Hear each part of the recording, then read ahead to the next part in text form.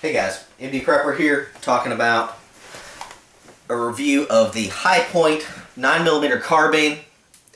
Great low-cost prepping option and or first-time rifle purchase, especially if you want a semi-automatic to plink around with and play with that isn't a 22. First thing I would definitely look at for low-cost options would be this Hi Point here. Now, let me go ahead and say I have the older style Hi Point that I traded out the stocks once they had the new tactical stocks on. If you can still find one of these for cheap in the old style stocks, I highly recommend you pick one up. I don't care how beat up it is. I saw many of these over the years and wish I'd picked them up and didn't until I finally got this one. Here's the old butt ugly stock. Hideous rifle. Absolutely the ugliest firearm in the long gun category I have ever seen, but it works well. Bought this for a very reasonable price. I think it was $230 back in the day. The general price with this newer stock set, the TS tactical stocks, is going to be baseline around $300 or so without the lasers and all the other stuff on it, just a stripped down basic version in 9mm. Price is a little higher in 40 and 45, though they do have those. So, if you've already got a handgun, especially the Hi Point chambering that, go with what caliber you've got. I think the 9mm is probably superior, especially in the rifle, in that a lot of special forces and SWAT and all that use 9mm rifles, carbines, etc., the MP5. Those work fine. Do they make them in 45 and all that? Yeah, but they tend to stick with the 9s. Those tend to get the job done coming out of a 16.5-inch barrel here. A lot better ballistics than out of a handgun. So, anyway, Hi Point rifle, 9mm. It's 31 inches overall, so very short overall for a rifle. 16.5-inch barrel. It's got iron sights on it, though of course you can put red dots or reflex sights or anything like that on these mounting rails that you want. Comes with a ghost ring sight, which is good if you're ever going to get into AR-15s.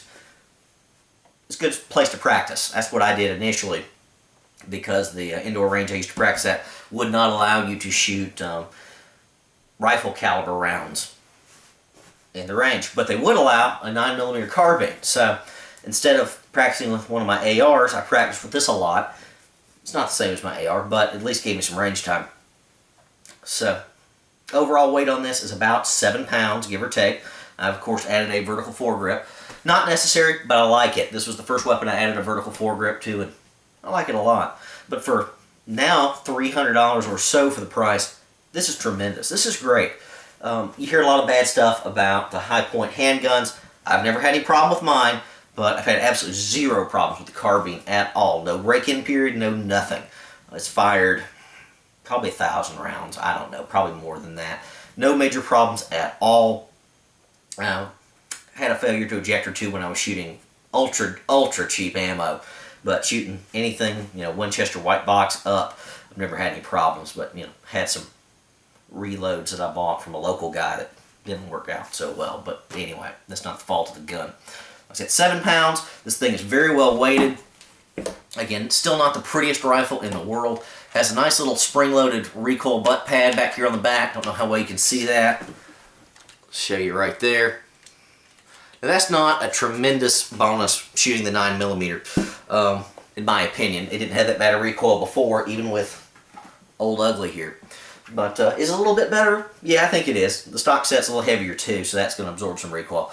This may be more advantageous than the 40 or the 45s. Don't know. Of course, added a sling to this for a few bucks extra, and the magazine attachment here at the rear, which holds 2 magazines there and there. Now, for this rifle, I think that's an absolute necessity. Either that or some way to have a pouch on your belt to carry extra magazines, because magazine capacity is a notably limiting factor in this rifle. The standard magazines, and the only ones they make for the factory, are 10 rounds. Okay, that's not a lot for a handgun caliber rifle, or any kind of rifle that's semi-automatic. These things were made back during the assault weapons ban brought to you by former President Bill Clinton, and you couldn't have mags more than 10, so they made single stack mags that were 10 rounds, that's it. So, they make some aftermarkets that are 15 rounds. I think Pro Mag makes those. I've not had good luck with the one I owned. I still own. Heard that there were problems with feeding and function with those. Bought one anyway just to try it out. And yeah, I had some problems with the mag. Definitely not problems with the gun. But 10 round mags, this is okay though. I'd rather have 10 rounds out of a rifle or carbine than 10 rounds out of a handgun of similar caliber. So much, much better. Again, 10 rounds should be sufficient for doing the job, for whatever the heck you're trying to shoot at. Whether it be vermin or two-legged vermin. So carrying an extra couple rounds and mags, we got 2 extra mags on this one, so that'll take it up to 30 rounds. That's still only equivalent to a single AR or AK magazine. So that's a big limit there. You got to reload 3 times as often, well, twice as often as with an AK or an AR. So that's just the way it is. But again, you're trying to keep people off you with this in a hit the fan situation. So 10 rounds should be enough. Now, added bonus with this one for low cost, you can use this with a similar handgun from Hi Point. So I've of course got the 9mm here. There she is, safety check. This one, the pistol came with an 8-round mag. Well, look at that. We got a 10-rounder and it fits. So extends a little bit out of the butt plate there, but that's fine. Not a problem, it's not going to get in the way of the grip or anything. Gives you 2 more rounds. No issues there. Actually, this is the only pistol mag I own for my Hi Point handgun because I shoot the carbine so much. I'd rather use these. They work just fine. They cost about the same. Why not have something with bigger mag capacity? So that's a good thing there. That holds true with the 40 and the 45 versions. So if you got a 40 caliber rifle, get a 40 caliber handgun, or vice versa. Same thing with 45. Why not share?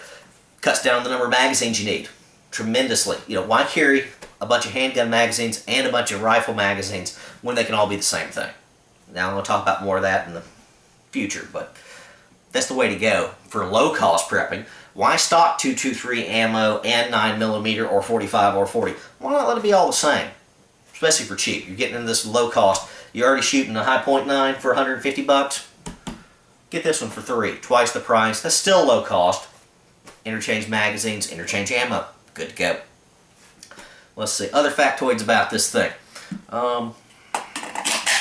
This is the older version where the bolt does not hold back on the last round fired.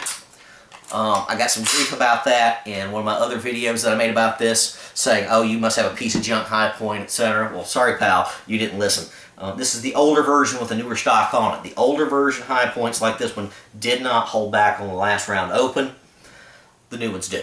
The newer ones with this new stock set on them, find one of those. It's not been converted, not old school converted over. The newer versions do hold back on the last round, which is nice. You slap a mag in, rack it, good to go. It's a good rifle. What can I say? For about 300 bucks, it's great. Of course, I got plenty of accessories with red dots and all those types of things if you want those. But again, this is my low-cost little plinker. I don't want to put high-end lasers and lights and stuff on something like this. This is my basic practice rifle. I've got some better stuff that's higher end, but you can trick this out if you want to. But you start putting crazy high-end sights on it and everything else, lasers, you're going to probably run the cost of the rifle equal to accessories. I think that's ridiculous, personally.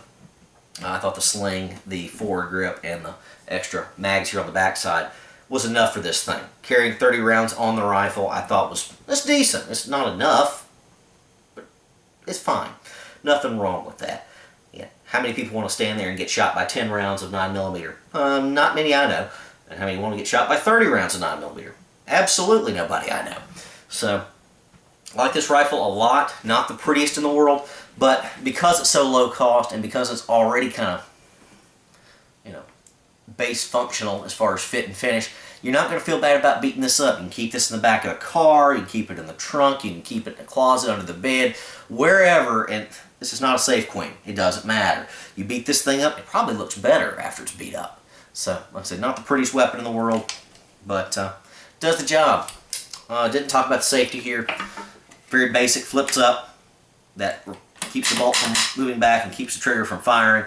Very simple, very basic drops, just like the pistols that they've got and the rest of the carbines, etc. Magazine releases right here, very well placed, comes out very easily, etc. No problems there. Like I said, loads and functions easily. Would definitely consider this as a low-cost carbine option, especially if you've already got the Hi Point 9mm or you're just looking to get geared up for cheap. Yes, you can get your $200 shotgun and all that. I think I like this better, especially with that new Federal Guard Dog ammunition out there that looks like Full Metal Jacket, but crumples up because the polymers on the inside is designed not to over-penetrate. I've seen some decent videos recently and other comments on using rifles for home defense as opposed to shotguns, etc., especially with rounds that are designed to fragment, especially when they hit the softest type stuff, including sheetrock doors and targets, soft targets, humans, or vermin. You want your round to fragment and deform immediately. So there's some stuff out there in the 223 rounds that can do that. Winchester makes those, and the new Guard Dog. I think a rifle, especially something like a 9mm, firing that Guard Dog ammo, may be an excellent choice for home defense. More accurate than a rifle, more accurate than a handgun. Less spread and shot than a shotgun, so most of that's going to over-penetrate with sheetrock and thin hollow doors. This is going to, single round at a time, hopefully going to hit what I aim at because of the longer sight picture on this thing and accuracy of a rifle. I think this is a great choice for home defense with the right ammunition. Full Metal Jacket? No. Even your standard hollow points? Probably not. But your mag safes and this new Federal type ammo, Guard Dog, I think it's great. I think this would be a fantastic choice for that for cheap. And it's low cost, so you don't have to worry about keeping it outside your safe. Anyway, there we are with the Hi Point Carbine. An excellent low-cost semi-auto centerfire rifle for fun, for plinking. It's very accurate. I forgot to mention that. Incredibly accurate for what it is. You're going to hit what you want to out to 75 yards, maybe out to 100. Might want some optics at 100, but I don't tend to shoot that far with this. Anyway, Indy Prepper, out.